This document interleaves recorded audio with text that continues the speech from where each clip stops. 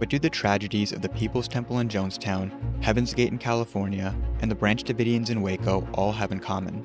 Well, among other things, it's that their members were indoctrinated into these cults using the exact tactics that I'm going to share with you today. I'm going to walk you through exactly how a normal person can become a member of one of these groups, and then I'm going to tell you how you can avoid falling for these techniques yourself. Before we can get into the actual tactics though, we need to quickly go over the kinds of people that cults go after. Now, contrary to popular belief, the targets that they go after aren't gullible or naive like most people think they are. The targets are actually normal people, oftentimes very intelligent people, who are just at a vulnerable time in their life. They might be lonely, lacking fulfillment, or going through some sort of hardship. Cults approach these people, promising to give them the answers to deal with whatever it is that they are going through. The caveat here is that nobody actually knowingly joins a cult. This is because nobody wants to join a cult. Instead, these people join what they think is a community that is going to help them with whatever it is that they're struggling with. Because of this, cults don't invite people to cult meetings. They invite them to something that seems innocent and harmless. For example, a sermon at their church, a wellness seminar, a career management workshop, something like that. Now, at this first event is where the indoctrination begins. One of the first tactics used is that cult members will be extremely welcoming towards a recruit. They'll show over-the-top positivity, inclusiveness, and understanding. The new recruit, in turn, will feel welcomed, accepted, and understood. Most people's relationships, even the healthy ones, aren't like this, so it'll make their existing connections feel bland by comparison. This is a tactic called love bombing, and it's one of the most common techniques used by cults. You'll see how it fits into the broader strategy in just a bit. New recruits will also be separated from one another, and instead surrounded by current members. This means the new recruits can't talk to each other or interact in any way, which means that they can't think together and can't point out that something might seem a little off. Also, if they're surrounded by enthusiastic members, they're going to be more likely to go with the flow. If everybody sitting alongside them is engaged and agreeing with what's going on, then it gives whatever information is being presented an air of legitimacy. The cult will also make it clear in this first meeting that it's offering something that the recruit is missing or wants. They're going to share the revolutionary secrets to success, happiness, and self-improvement. They'll also make the ideology more palatable by only sharing the more benign and surface-level things they believe. They'll omit or lie about anything that might be inconvenient or too extreme in order to avoid scaring somebody off early on. Now, if the cult did its job here and got the new recruit hooked, then they'll be likely to start coming to more and more events.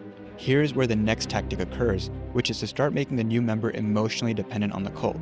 As time goes on, the cult will get the member to start spending more time with the cult and less time on other aspects of their life. They'll start sowing doubt in the members' outside relationships, telling them that those people aren't enlightened, that they just wouldn't get it, and that they don't know what's best for you. They'll continue the love bombing to make sure that the member always feels great when they're with the cult.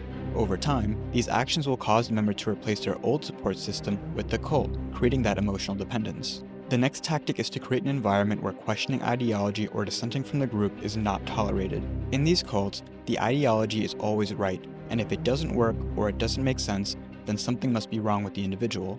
Members will be encouraged to let the doctrine do the thinking for them. In fact, they'll be given mechanisms to shut down their critical thinking. For example, if they have doubts about the cult's teachings, they'll be told that that's their negativity and fear speaking, and that they need to overcome it.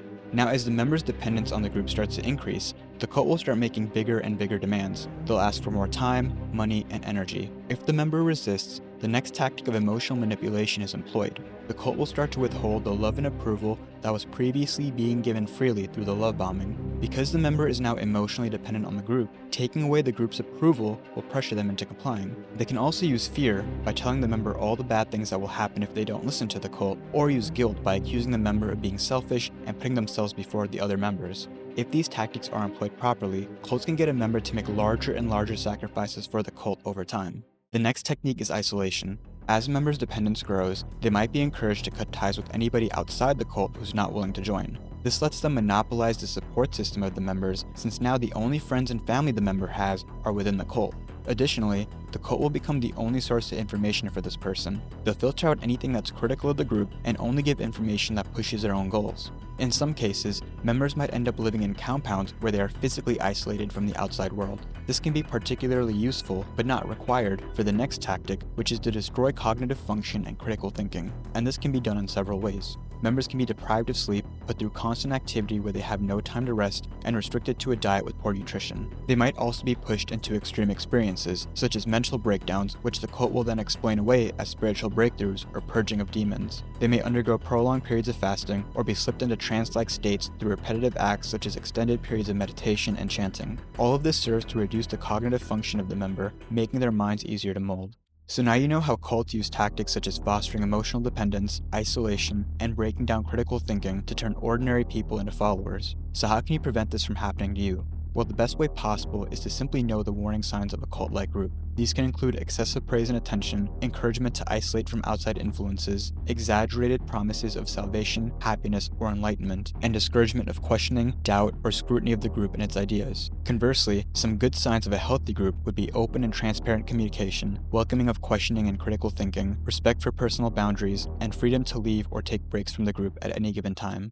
The world has always been a dangerous place filled with bad actors, but the solution is not to stop exploring new groups, activities, or ideas. Instead, it's to develop the knowledge and the ability to protect yourself so that you can live and explore safely. Thank you so much for watching. If you enjoyed the video, please be sure to like, comment, and subscribe. I look forward to seeing you in the next one.